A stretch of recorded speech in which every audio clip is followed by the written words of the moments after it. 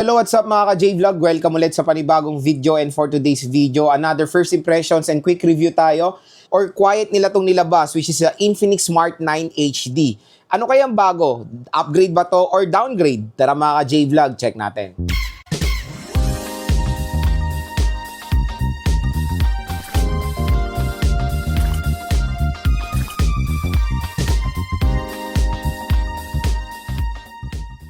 So yun mga ka-J-Vlog, medyo may bago na tayong naririnig na mga bagong labas na budget smartphone today.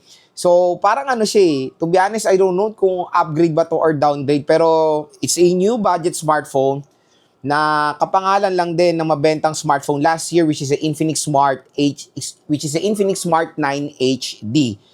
So ano ba pinagkaiba nito sa Infinix Smart 9? Kasi usually din, nakakita na rin tayo ng ganitong scenario sa Tecno Spark Go 1. Naglabas ng Tecno ulit ng bagong Tecno Spark Go na Tecno Spark Go 1S. Na to be honest, is a downgrade doon sa Tecno Spark Go 1 kasi yung chipset din na nilagay nila is mababa compare doon sa predecessor niya or sa naunang nalabas.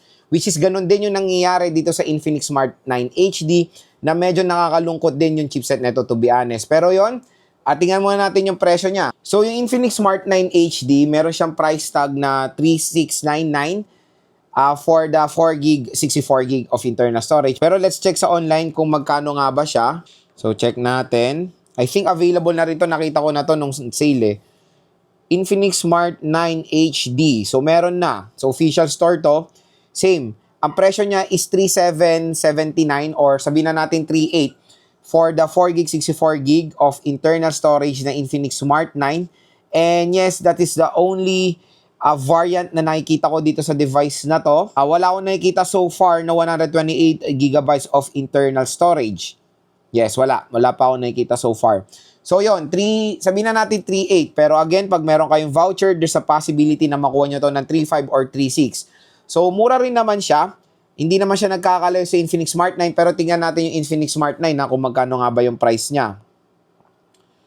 For the 3GB, 64GB, I think walang option ng 4GB, 64 eh. So dinagdagan nila ng RAM, mas cheaper siya, pero dito sa 3GB, 64 ng Infinix Smart 9, makukuha nyo siya for the final price of 3.5. So again, few hundred of pesos lang ang kanilang price difference at medyo may malaki tayong key factor na bago dito sa Infinix Smart 9 HD. Na for me, it's a major downgrade compared doon sa kanyang predecessor. I don't know kung predecessor ba natin ito matatawag.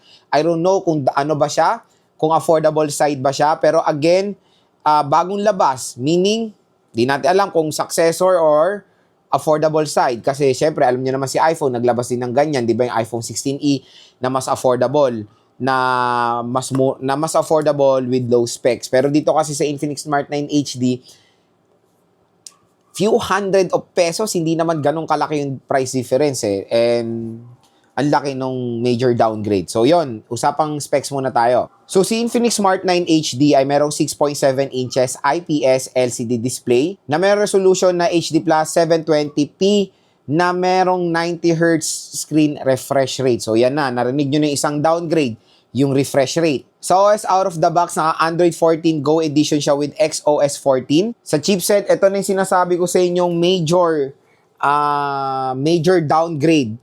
Yung chipset niya is the MediaTek Helio G50 na merong octa-core CPU na merong clock speed na up to 2.2 GHz and sa GPU naka-Power VR GE8320 siya. Meron siyang dual rear camera system na 13 megapixel and a front-facing camera na 8 megapixels. Dalawang kanyang biometrics which is face unlock at fingerprint scanner at yung fingerprint scanner niya ay side-mounted. Pagdating sa battery, naka 5,000 mAh na removable battery siya with 10W charging rate. Yun mga ka-J-Vlog, next is gusto kong bigay sa inyo yung saloobin ko or yung first impressions ko dito sa Infinix Smart 9 HD. When it comes sa resolution, same din, HD Plus 720p, screen size malaki rin, 6.7, pero yung refresh rate ay nag-downgrade. From 120Hz screen refresh rate sa Infinix Smart 9, down to 90Hz screen refresh rate tayo dito sa Infinix Smart 9 HD. So I don't know bakit tinawag nila tong HD.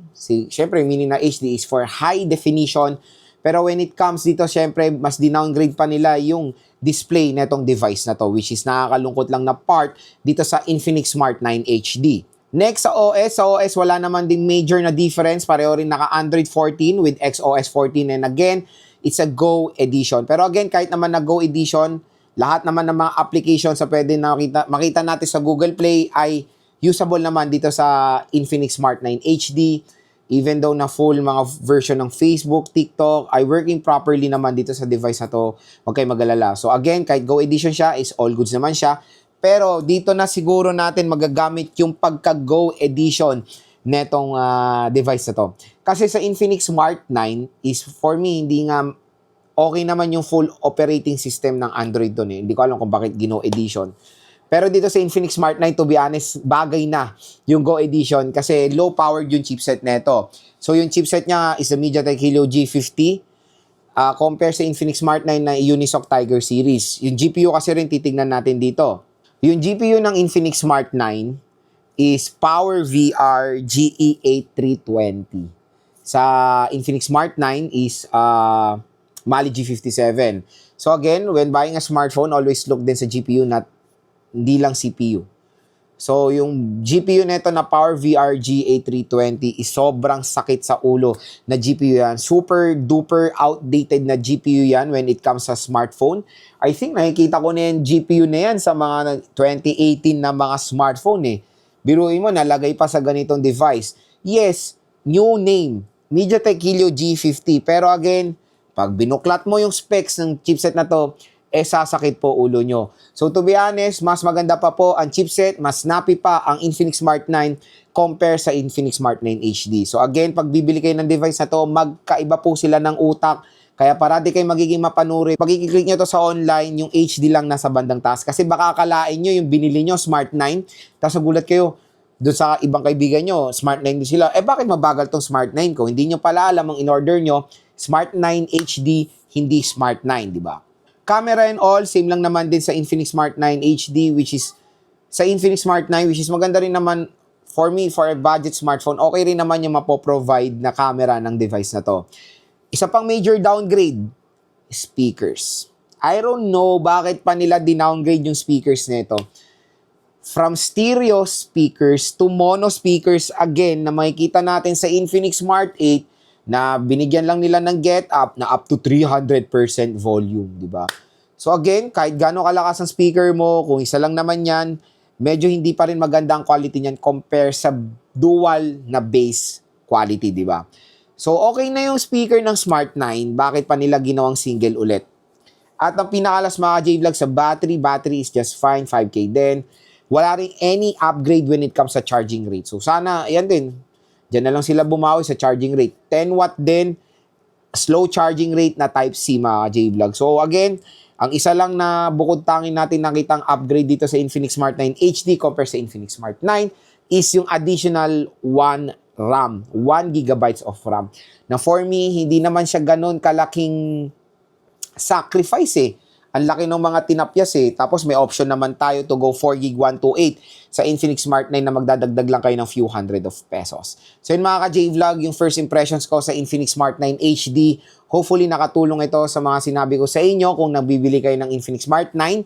Again, to be honest, real talk, kunin nyo yung Infinix Smart 9 compare sa HD. Dahil mas maganda chipset ng Infinix Smart 9 compare sa Infinix Smart 9 HD, mas snappy po siya.